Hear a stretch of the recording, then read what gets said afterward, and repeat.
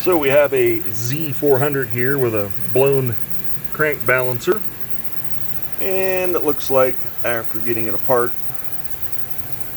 somebody didn't torque the goddamn nut on correctly, and it rubbed on that. That's not good. And we've got lots of broken little spring parts. That's not good. Lots of little metal over here. And in the middle of it, here, Todd, hold that for a minute. My finger. Some jackwagon. You can see that there. Yep. Okay.